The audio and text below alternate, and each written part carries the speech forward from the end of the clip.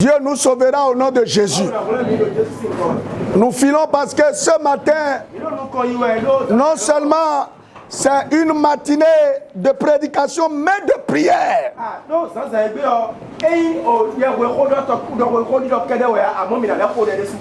Parce que nous sommes dans un programme qui prend fin aujourd'hui. Dieu nous bénira au nom de Jésus. Le thème de mon message est intitulé « La réclamation ne portera pas, ne prospérera pas dans ta vie. » Amen.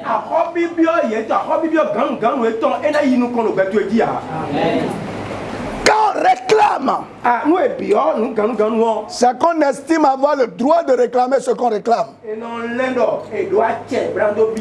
vous savez, on peut payer la réclamation avec beaucoup de choses.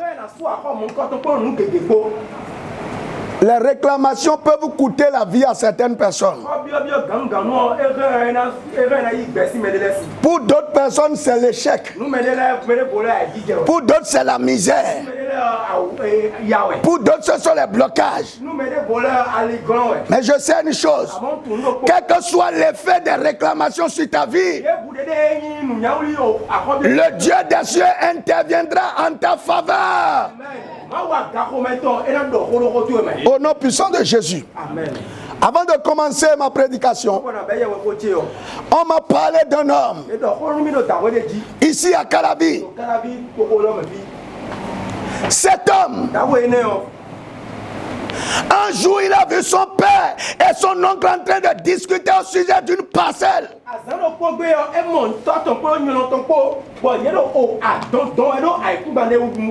La discussion était tellement vive que son père, son oncle a saisi l'école de son père.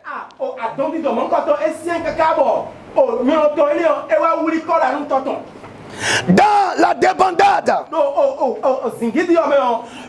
l'enfant est venu au secours de son père et a terrassé son oncle pour que son père soit délivré. Et quand l'oncle s'est relevé, il a dit: est-ce qu'on terrasse son père? Et nous y mettons derrière. Quel que soit le motif, est-ce qu'un enfant peut terrasser son père?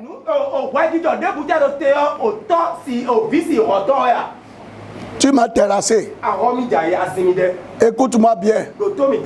À partir d'aujourd'hui, tu vas fournir beaucoup d'efforts dans la vie, mais ça ne prospérera jamais.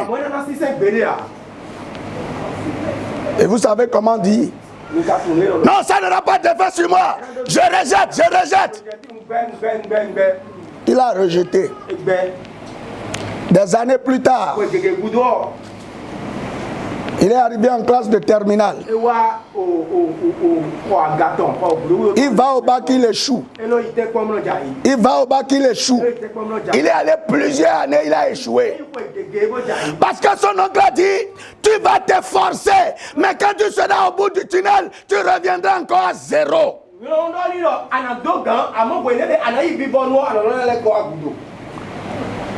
Il a échoué au bac. Et il est allé faire une formation en transit.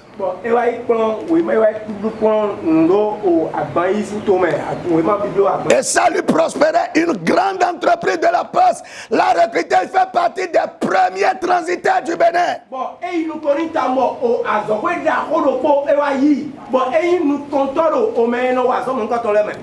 Il était là quand, puisque une parole réclame sa vie, quand le transit lui réussissait et les choses avançaient, quelqu'un est venu le voir pour lui proposer une affaire. Ils disent: on va monter une société de transit, comme c'est toi qui connais ça, et nous allons grandir ensemble.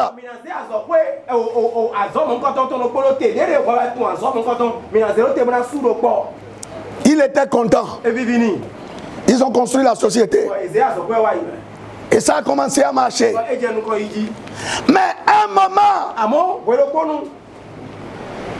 l'actionnaire principal a décidé de ne plus respecter son engagement vis-à-vis de lui.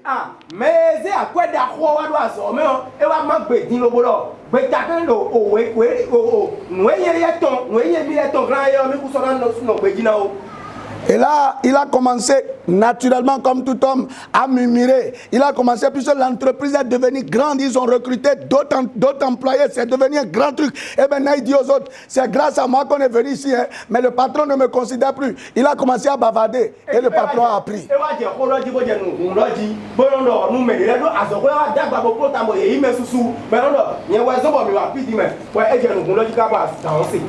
Et il a dit, comme c'est toi, tu peux rentrer chez toi. Puisque tu as dit que sans toi, l'entreprise ne peut pas vivre. Il faut partir à la maison. Il a été renvoyé.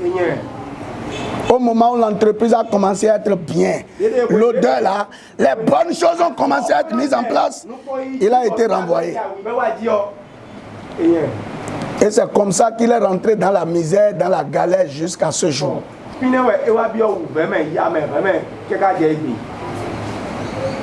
La misère l'a attaqué.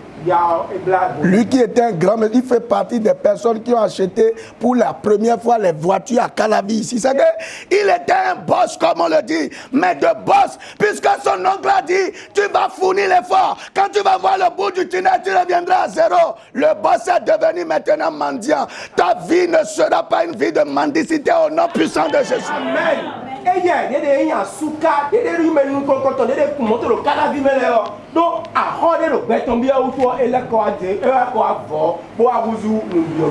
années plus tard, son garçon arrive en terminale. C'est lui qui enseigne aux autres. C'est lui qui corrige les autres. Mais quand il va au bac, il échoue. Il a échoué 7 fois. Et lui-même, il était fatigué. Et il a voyagé. Finalement, il n'a jamais eu le bac béninois. Pourquoi? Il y a une réclamation. Mes frères, ce qu'on appelle réclamation, vous n'avez pas idée. Vous savez, quelquefois quand le créancier arrive, tu donnes ta télé, tu donnes même les créanciers viennent pour saisir votre moto. Qu'est-ce qu'ils t'ont déjà pris ce matin? Nous allons arracher tout ce que les créanciers ont pris au nom puissant de Jésus. La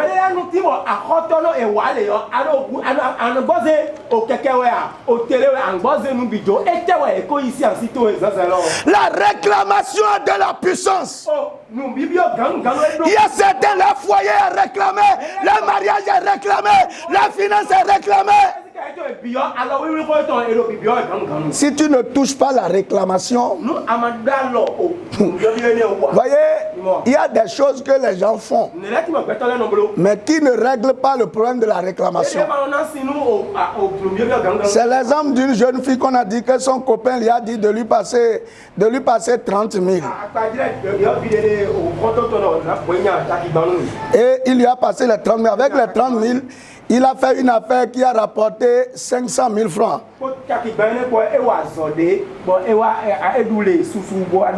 Il prend 150 000 dedans, il donne à la femme. Non, 150 000. Et le reste, il a appris, ils sont partis faire la vie. Et puis la femme dit, bon, et les 30 000 que tu me dois.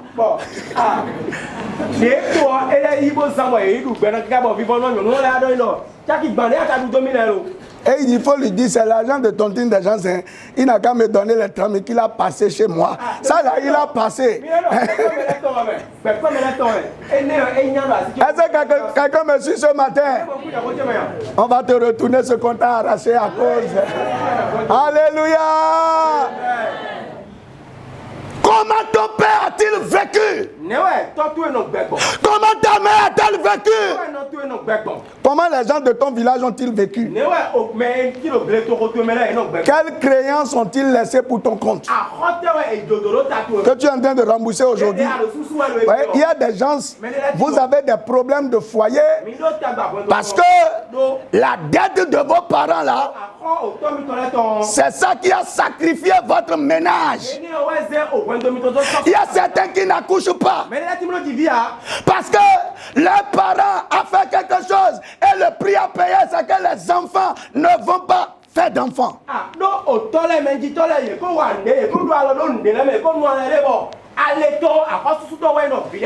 savez, Akab a fait beaucoup de mal. Et vers la fin de sa vie, il s'est repenti. Et Dieu a dit, vois comment Akab se répand. Je vais le laisser. Mais je vais régler le compte avec ses enfants.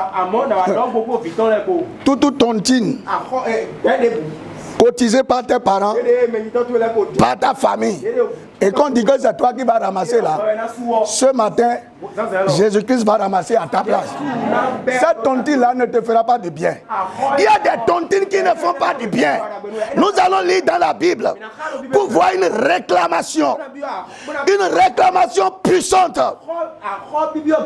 Nous allons lire dans 2 Rois le chapitre 4 et nous allons lire les 7 premiers versets.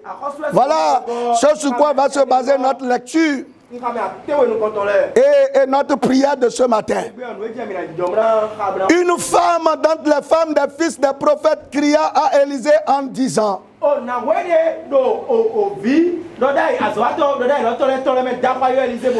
serviteur, mon mari, est mort. Et tu sais que ton serviteur craignait l'Éternel. Or le créancier est venu pour prendre mes 2 enfants et en faire ses esclaves.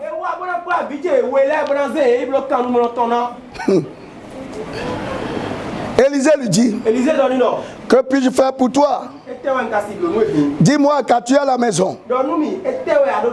Elle répondit: ta servante n'a rien du tout à la maison qu'un vase d'huile.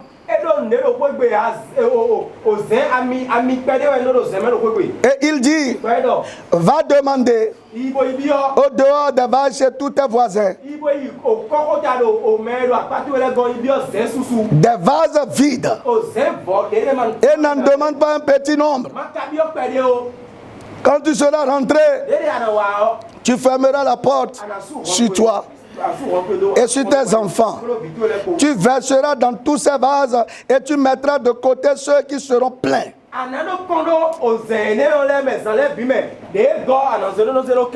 Alors elle le quitta. Elle ferma la porte sur elle et sur ses enfants. Il lui présentait les vases et elle versait. Lorsque les vases furent pleins, elle dit à son fils: présente-moi encore un vase. Mais il lui répondit: il n'y a plus de vase. Et l'huile s'arrêta. Elle alla le rapporter à l'homme de Dieu. Et il dit: va vendre l'huile et paie ta dette. Et tu vivras, toi et tes fils, de ce qui restera. Ce matin, non seulement la dette, la réclamation va être satisfaite, mais Dieu va te donner de quoi vivre le restant de ta vie. Au nom puissant de Jésus. Bien-aimés, chers frères et sœurs, beaucoup viennent dans le Seigneur, mais continue de subir l'influence des réclamations. Sinon, comment comprenez-vous que les plus endettés sont parmi les chrétiens? Ah, la Bible a dit: vous n'emprunterez pas, vous prêterez. Où est cette parole? Pourquoi cette parole ne s'accomplit pas? Les réclamations. La Bible déclare: Jésus s'est fait pauvre pour que nous soyons enrichis. Où est la richesse dans l'église? La réalité, ceux qui sont bénis ne passent pas beaucoup de temps à l'église comme vous. C'est les chrétiens chocos. Ils viennent et ils calculent le temps, ils repartent. Qu'est-ce qui fait que nous ne prospérerons pas? La réclamation. On a dit pas se mettre ici, nous sommes guéris. Regarde ce que la maladie ravage autour de toi. Toi-même regarde ce que la maladie cause dans tes finances. Pourquoi c'est ça? C'est la réclamation. Tes enfants, regarde comment ils se comportent. C'est un souci pour toi jour et nuit. Pourquoi? C'est la réclamation. La réclamation fait beaucoup de dégâts. La réclamation, j'ai dit il y a 3 jours, c'est le fait de demander la restitution de quelque chose dont on s'estime propriétaire.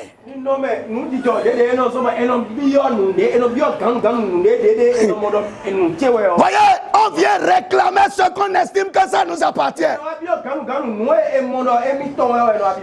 Donc on vient réclamer la santé de quelqu'un parce qu'on estime que la santé est la propriété de celui qui vient réclamer. Il dit, lui ne peut pas être mal, il ne peut pas être en bonne santé si je ne l'autorise pas.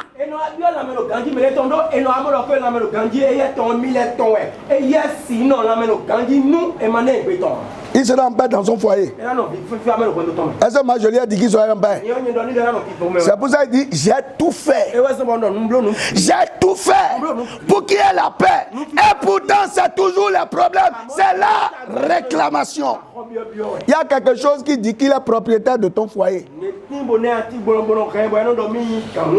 voyez, quand on dit ces choses-là, vous pensez que c'est qu'on est en train de passer là, ils disent des choses seulement. Lisez un roi 20, vous allez voir. On va lire un peu, hein, pas beaucoup. Hein. On va lire un roi 1. Il dit, Ben-Hadad, roi de Syrie, rassembla toute son armée. Il avait avec lui 32 rois. Des chevaux et des chars. Il monta, mit le siège devant Samarie et l'attaqua. Il envoya dans la ville des messagers à Akab, roi d'Israël. Écoutez le verset 3 et 4. C'est là que je veux m'arrêter. Ainsi parle Ben-Hadad. Ton argent et ton or sont à moi. Tes femmes et tes plus beaux enfants sont à moi. C'est un homme qui dit ça à son prochain. Ils sont tous rois. Quelqu'un n'est pas roi et quelqu'un n'est pas esclave. Ils sont tous rois. Et il le dit. Il faut que tu comprennes. Ton argent et ton or, c'est à moi. Et le verset 6 il dit, j'enverrai donc demain à 7h mes serviteurs chez toi. Ils fouilleront ta maison et la maison de tes serviteurs. Ils mettront la main sur tout ce que tu as de précieux et ils l'emporteront. Vous comprenez pourquoi quand il y a de l'argent, tu fais programme sur ça, mais après tu ne sais pas ce qui s'est passé, l'argent est parti. Parce que le propriétaire vient pour prendre ça, il envoie des gens fouiller pour prendre ça. Tout ce qu'on envoie dans ta maison pour prendre les choses précieuses, Dieu va les bloquer ce matin. Mais il faut que tu comprennes. Il dit ton argent, ton or, tes femmes et tes plus beaux enfants C'est pour moi. Et demain là, je vais envoyer des gens. Ils vont fouiller. Ils vont fouiller les coins et les recoins et prendre tout ce qui est précieux. Donc on prend ce qui est précieux et on te laisse les choses viles.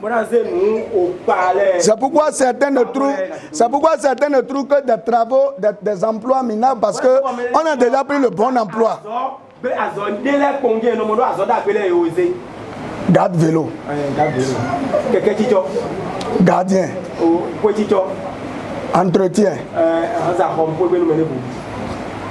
Donc quelqu'un ne peut pas venir te faire entretien. Celui pour qui tu fais entretien là, il a deux têtes et toi tu as une tête. Mon frère, toi tu as deux têtes. Lui il a deux têtes et tu as une tête. C'est pour ça que tu lui fais entretien. Lui il est assis à table, tu prépares pour lui, il mange. Et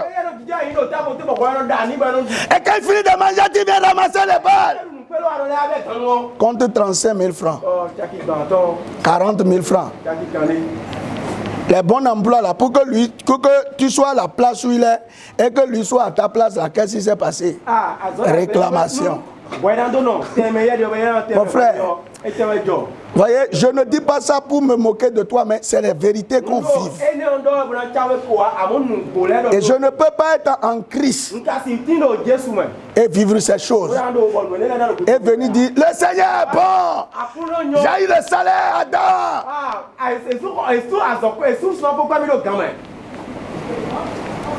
Tu travailles où? Je travaille à Sibo. Vous connaissez Sibo, non?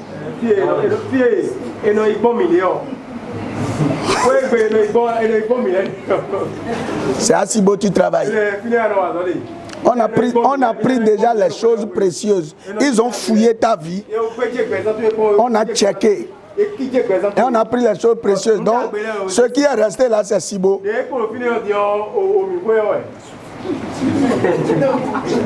Dieu fera quelque chose.